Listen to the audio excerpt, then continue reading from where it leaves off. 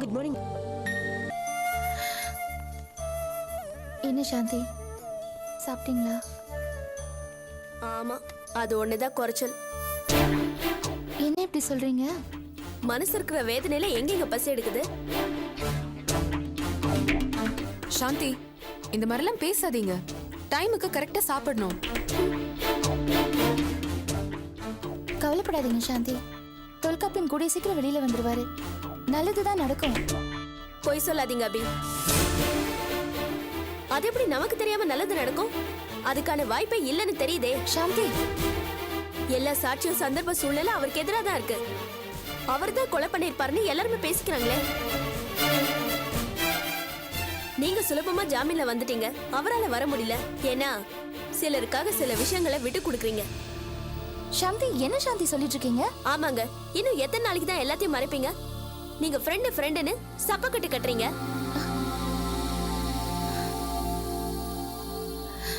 சாந்தி, நீங்க என்ன பேசிட்டு இருக்கீங்க? உடைச்சு சொல்றேன் அபி, இது அத்தனைக்கும் பின்னால அந்த ஆதி தான் இருக்கான். அவன் என்ன சாதாரண ஆளா? சமூகத்துல பெரிய அந்தஸ்துள்ள பவர்ஃபுல்லான ஆளு. அவன் நமக்கு எதிரா சதி பண்ணிட்டு இருக்கான். நீங்க இந்த உஷாவுக்காக பாக்குறீங்க, இவங்களுக்காக விட்டு கொடுக்குறீங்க. சாந்தி, நான் என்னத்தை விட்டு தரேன்? 24 மணி நேரமும் என்னோட யோசனையில தொல்சை எப்படி வெளியில கூட்டிட்டு வருதுன்னு தான் இருக்கு. தேவையில்லாம இப்படிலாம் ஏதோ பேசிட்டு இருக்கீங்களே. நான் ஒண்ணும் தேவையில்லாம பேசல அபி. அந்த ஆதித்யா பண்றது எதுவுமே உங்க ஃப்ரெண்ட் உஷாவுக்கு தெரியக்கூடாதுன்னு மறைக்கிறீங்க. சாந்தி, என்ன எதுக்கு அதட்டுறீங்க? நான் சொல்றதெல்லாம் நிஜங்கிறதால என்ன அதட்டி என் வாயை அடிக்கிறது முயற்சி பண்ணாதீங்க. எதுவும் இல்ல சாந்தி. உங்களோட சைட்ல வேலை நின்னதுக்கு பின்னால அந்த ஆதித்யா இருக்கான்னு உங்க ஃப்ரெண்டுக்கு தெரியுமா? கோர்ட்டுக்கு உங்க கம்பெனி இழுத்தது அவன் தானே இந்த உஷாவுக்கு சொன்னீங்களா? இவ்வளவு பெரிய நஷ்டத்தை உங்க கம்பெனிக்கு அந்த ஆதி ஏற்படுத்தியிருக்கான். அவன் மேல கோவம் வரணுமா வேண்டாமா? இத பத்தி நீங்க ஒரு வார்த்தை உஷா கிட்ட சொல்லிருக்கீங்களா? பெங்களூர்ல இருந்து உஷா போன் பண்ணப்ப எதுவுமே சொல்ல வேண்டாம் எங்க கிட்ட சொன்னீங்க. இங்க நம்ம பட்ட பாடு உஷாவுக்கு எப்படி தெரியும்? அபி, சாந்தி, அதிர்ச்சியா இருக்குல்ல உஷா? அன்னைக்கு நீங்க பெங்களூர்ல இருந்து சந்தோஷமா போன் பண்ணப்ப அப்ப நாங்க இங்க கோர்ட்டுக்கு போய் நொந்து அடிபட்டு நின்னுட்டு இருந்தோம். இதுக்கு எல்லாத்துக்குமே காரணம் ஆதித்யா தான். இப்ப இந்த விஷயத்திலயும் ஆதித்யா தான் பின்னாடி இருந்து பல வேலைகள் செய்யறான்.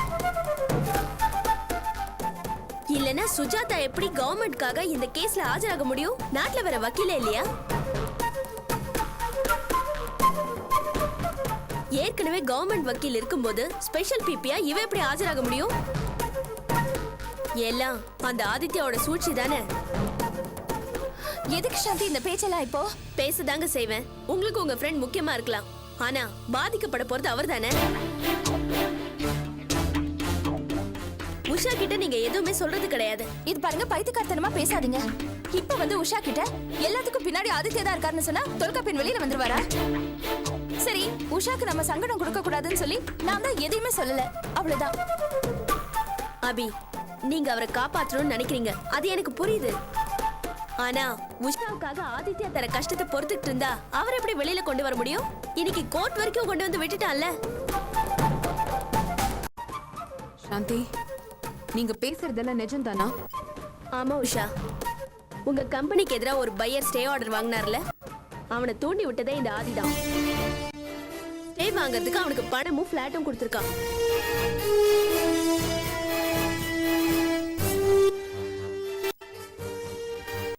இங்க எல்லாத்தையும் பண்ணிட்டு உங்க கூட ஜாலியா பெங்களூருக்கு வந்திருக்கான். இதெல்லாம் அபிக்கு தெரியும். ஆனா அபிக்கு முக்கியம் நீங்க வருத்தப்படக்கூடாதுன்றதுதான். ஆனா தொல்காப்பியன் ஜெயில இருந்து கஷ்டப்படல. வாய மூடு சாந்தி.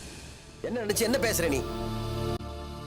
தொல்காப்பியன் கத்தியில குத்துப்பட்டு ஹாஸ்பிட்டல்ல கிடந்தப்போ அபிதான் ரத்தம் கொடுத்து காப்பாத்திச்சு. அதனால அவங்க குடும்பத்துல என்னென்ன பிரச்சனை எல்லாம் வந்துச்சுன்னு தெரியுமில்ல. அபி, நீ ஏன் இந்த விஷயத்தெல்லாம் என்கிட்ட இருந்து மறைச்ச? உஷா, இடம் விஷயமா பயஸ் கோர்ட்டுக்கு போனது, ஆதி சதி பண்ணது எல்லாம் உண்மைதான். ஆனா இப்ப இத உன்கிட்ட சொல்றதுனால என்ன பெருசா நடந்துற போகுது? ஆனா தொல்காப்பியன் இப்ப மாட்டி இருக்கிற பிரச்சனையில என்னால ஆதித்யா தான் காரணம்னு யோசிக்க முடியல.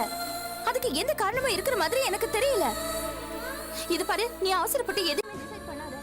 அபி, இல்ல அபி, உஷா ப்ளீஸ். இப்ப இருக்கிற பிரச்சனையே போதும். நீ வேற புதுசா ஏதாவது கலப்பாத ப்ளீஸ்.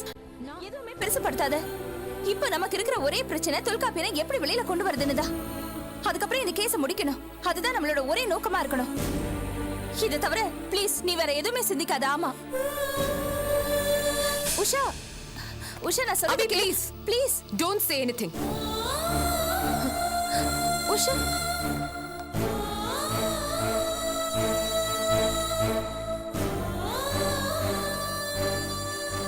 சாந்தி, நீங்க என்ன நினைச்சிட்டு இருக்கீங்க? ஏன் இப்படி எல்லாம் பேசுனீங்க? இது பாருங்க சாந்தி, எனக்கு எல்லாம் தெரியும். அதை எப்படி ஹேண்டில் பண்றதுன்னு கூட எனக்கு நல்லா தெரியும். உணர்ச்சி வசப்படுறதுனால எதுவுமே நடக்க போறது இல்ல. கோர்ட்ல இருந்து வெளியில வந்த அந்த நிமிஷத்துல இருந்து தொல்காப்பியனை எப்படி வெளியில கொண்டு வருதுன்னு நானும் யோசிச்சுட்டு தான் இருக்கேன். இத பாருங்க, அதுதான் ஆக்கப்பூர்வமான விஷயம். மத்தபடி நீங்க பேசுறதெல்லாம் வேஸ்ட். புரியுதா? இல்ல அபி, ஸ்டாப் இட். தொல்காப்பியன் மேல உங்களுக்கு எவ்வளவு அக்கறை இருக்கோ அதை விட ஜாஸ்தி அக்கறை எனக்கு இருக்கு. அத முதல்ல புரிஞ்சுக்குங்க. இனிமே ஏதாவது பேசுனீங்கன்னா யோசிச்சுட்டு பேசுங்க. சாரி அபி.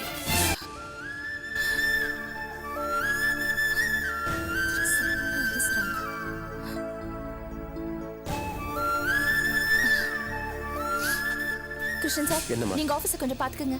நான் வெளியில போயிட்டு வந்துடுறேன். சரி வாங்க சாந்தி, வாங்க.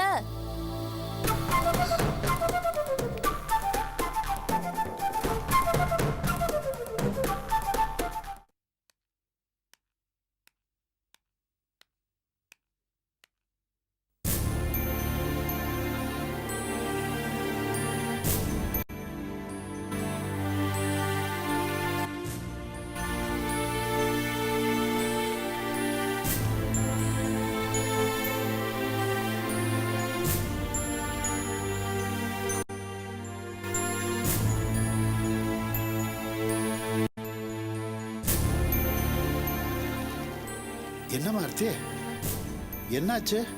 அக்காவை பாத்தியா? பார்த்தேன். ஜாமீன் கிடைச்சு வெளியே வந்துட்டாங்க. நிஜமாவா? ரொம்ப சந்தோஷமா, ரொம்ப சந்தோஷம். ஆனா இதுல எனக்கு சந்தோஷம் இல்ல. ஜெயிலியும் அக்காவையும் நான் என்னைக்காவது சம்பந்தப்படுத்தி நினைச்சு பார்த்ததுண்டா? சம்பந்தமே இல்லாத ஒரு விஷயத்துல போய் மாட்டிக்கிட்டு பாவம். அக்காவுக்கு இது நடந்திருக்கவே கூடாது. அவங்க வெளியே வந்துட்டாங்கதான். இருந்தாலும் என்னால சந்தோஷப்பட முடியும். அந்த ராமர் வனவாசம் போகலையா? பாண்டவர்கள் அஞ்ஞானவாசமா மறைஞ்சு தெரியலையா? ஹரிச்சந்திரன் சுடலைய காவல் காக்கலையா? இது எல்லாமே விதியால தானமா நடந்தது. ஆனா ஒண்ணுமா, இதனால அவங்க புகழ் அழியல. நல்லவங்க விதிவசத்தால கஷ்டப்படலாம், ஆனா அவங்க ஒருபோதும் அந்த கஷ்டங்களால சிரமப்பட்டு போயிட மாட்டாங்க. எனக்கு என்னமோ இந்த விளக்கத்தெல்லாம் கேட்கறதுனால மனசு சமாதானம் ஆகல. நான் சொல்றதை விடுமா. அக்கா ஜாமீன் கிடைச்சு வந்துருச்சுல்ல, அதை நினைச்சு சந்தோஷப்படுமா? என்னமோ உலகமே தலைகீழா மாறின மாதிரி ரொம்ப சந்தோஷப்படுறீங்க. நேத்து வரைக்கும் என்னமோ பெரிய பெரிய பேச்செல்லாம் பேசினா இன்னைக்கு ஒரேடியா கூடிக்குள்ளவ ஆரம்பிச்சுட்டா. நீ என்னமா திடுதுப்புன்னு என்னென்னவோ பேச ஆரம்பிச்சுட்ட? நாங்கெல்லாம் ஒரு வார்த்தை பேசினா மாத்தி பேச மாட்டோம். எங்களுக்கு மாத்தி பேசவும் தெரியாது. ஆனா இவ அப்படியா? பாம்பு சட்டைய உரிச்சு மாத்துற மாதிரி இவ புத்தி அடிக்கடி மாத்திட்டு இருக்கா.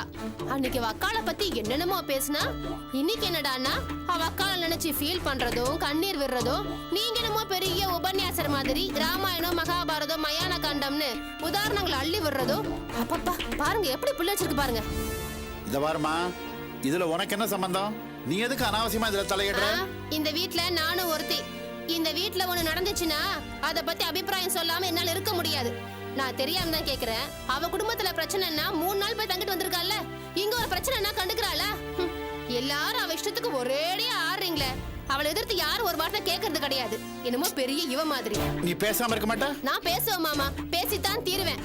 அன்னைக்கு அக்காளை பத்தி என்னெல்லாம் பேசினா, என் அக்கா தான் எனக்கு எதிரி, அவளாலதான் என் வாழ்க்கையே போச்சு அப்படின்னு அழுது புலம்பினா. இன்னைக்கு ஒரேடியா போய் ஒட்டிக்கிட்டா.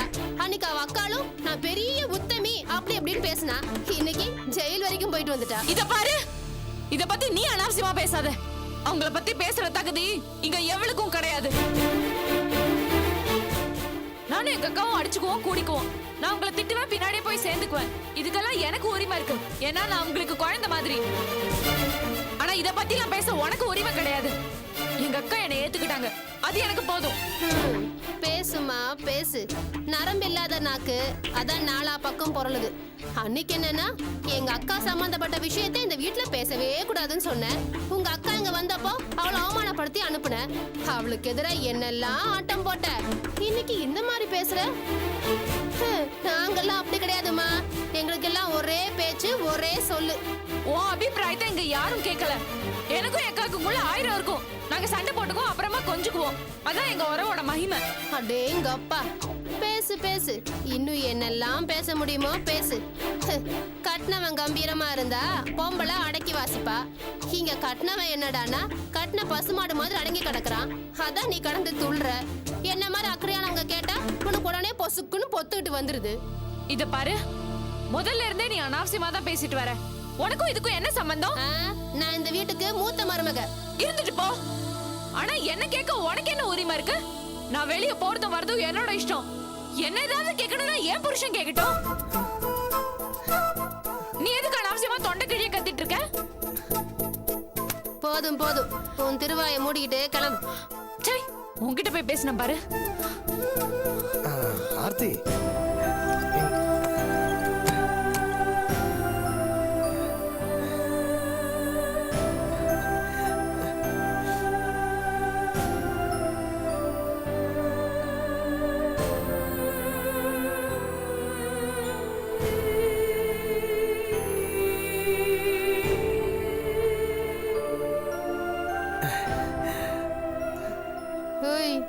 என்ன அவ உன்னை புருஷன்னு கூப்பிட்டான்னு 32 பல்லும் வெளில தெரியற மாதிரி சிரிக்கிற?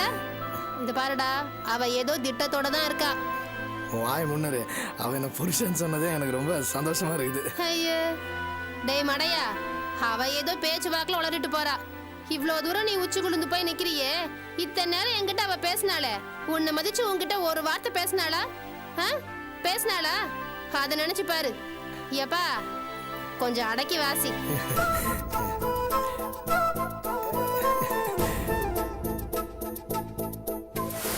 என்ன ஏதாவது கேட்கணும்னா ஏன் புருஷன் கேட்கட்டும்.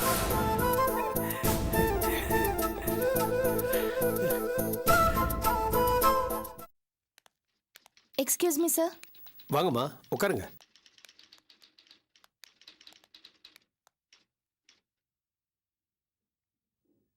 சரி, என்ன சார் தொல்காப்பியனுக்கு பெயில் கிடைக்காம போயிடுச்சு? அம்மா, நானும் தொல்காப்பியனுக்கு பெயில் ஈஸியா கிடைக்கும் தான் நினைச்சேன். ஆனா இப்ப ரொம்ப ரொம்ப கஷ்டமா. சார் என்ன சார் இப்படி சொல்றீங்க? நீங்க இப்படி சொன்னா எப்படி? என்னமா பண்ண சொல்றீங்க? இத பாருங்கம்மா, வக்கீல் கிட்ட ஒரு கிளையண்ட் ரொம்ப பிராங்கா ஓப்பனா இருக்கணும். ஆனா இந்த தொல்காப்பிய எதையுமே முழுசா சொல்ல மாட்டேங்கிறாரு. தனக்குள்ளேயே அமுக்குனி மாதிரி வச்சுக்கிட்டு இருக்காரு. இவர் என்கிட்ட நிஜம் என்னன்னு உடைச்சு சொன்னாதான் நான் வாதாட முடியும். அவர் அப்படியே இருந்தாருன்னா அவர் தான் கொலை பண்ணாருன்னு தீர்ப்பாயிடும். என்ன சார் இப்படி சொல்றீங்க? இதாம நடைமுறையில உள்ள விஷயம். சார் அதுக்காக இப்படியே சார் பேசுறது? என்னமா பண்ண சொல்றீங்க? அந்த தொல்காப்பியம் பண்றதெல்லாம் புதுமையா இருக்கு. எதுக்காக அந்த ரஞ்சனி புருஷனை வீட்டுல கொண்டு வந்து வச்சிருக்கணும்? அவர் நிஜமாவே ரஞ்சனி புருஷன் தானா? அதுக்கு என்ன ஆதாரம்? நீங்களே சொல்லுங்க. அங்க என்ன நடந்துச்சு? சொல்லுமா, நீதானே அந்த ரஞ்சனி புருஷனை பார்த்த? ஆமா சார். முதல்ல அந்த ஆளை கூட்டிட்டு இவர் வீட்டுக்கு வந்தாரு. அப்புறம் எங்கேயும் இடம் மாத்தினாரு. நான் கூட அவர்கிட்ட எதுக்கு இந்த வேண்டாத வேலைன்னு கேட்டேன். கரெக்ட், நானும் அதைத்தான் கேட்கிறேன். அந்த ஆளை பேசாம அனுப்பிச்சு வச்சிடலான்னு சொன்னதுக்கு ரொம்ப டென்ஷன் ஆயிட்டாரு. பாத்தியம்மா, இதெல்லாம் நம்மள மாதிரி சாதாரண ஆளுங்க பண்ற வேலையா? சரியான கிரிமினல் மைண்ட் உள்ளவன் தான் பண்ணுவான் இந்த மாதிரி.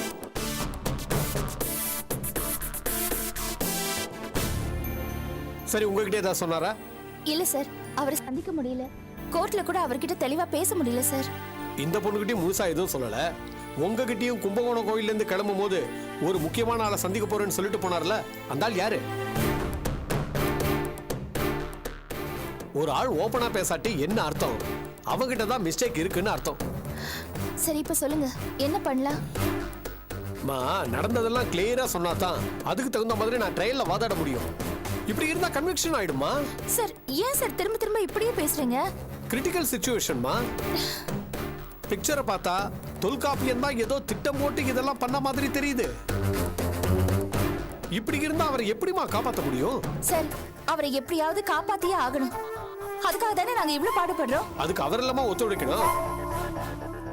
பண்ணலன்னு சொன்னா மட்டும் பத்தாது. அப்படி ஒருவேளை அவரே கொலை பண்ணியிருந்தா கூட அதை நம்ம கிட்ட ஓப்பனா சொல்லிடணும். அப்பதான் நாம அதுக்கு தகுந்த மாதிரி ஜோடனை பண்ணி அவருக்காக வாதாடி அவரை வெளியே கொண்டு வர முடியும். அவர் கொலை பண்ணல சார். நீங்க நம்பலாம், மத்தவங்க நம்பணுமே. இவர் பண்ணிருக்கிற குளறுபடி எல்லாம் சுஜாதாவுக்கு அல்வா சாப்பிடுற மாதிரி என்ன ஆர்கியூமெண்ட்ல டாரா கிழிச்சிடுவா. அவளை பத்தி உங்களுக்கே நல்லா தெரியும். இதுக்கு பின்னாடி ஆதி வேற இருக்கான். ரொம்ப ஸ்ட்ராங்கா மூவ் பண்றாங்க. தெளிவா ஃபைல் பண்ணிருக்காங்க. நிஜமாவே தொல்காப்பியம் தப்பு பண்ணாட்டி கூட தண்டனை கிடைக்கிற மாதிரி தான் சிச்சுவேஷன் இருக்கு.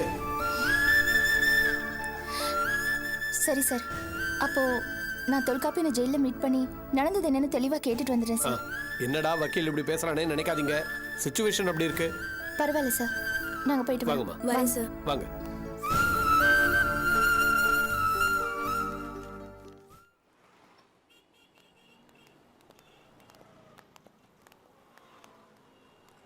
எனக்கு ரொம்ப பயமா இருக்கு. வக்கீல் சொல்றத பார்த்தா ஒருவேளை அவர் தான் செஞ்சிருப்பாரோ. சச்சே, நிச்சயமா அப்படிலாம் இருக்காது. அவர் ஏதோ குழப்பம் பண்ணிருக்காரு, ஏதோ சூழ்நிலை. அவரால் ஓப்பனா பேச முடியல. அதை வச்சு நீங்க இப்படிலாம் பேசக்கூடாது சாந்தி. தொல்காப்பியன் நல்லவர், ஆனா அவரை ஏதோ ஒண்ணு உண்மை பேச விடாம தடுக்குது. அதான் ப்ராப்ளம். அவரை நேரடியா மீட் பண்ணி உண்மையை கேட்கணும்.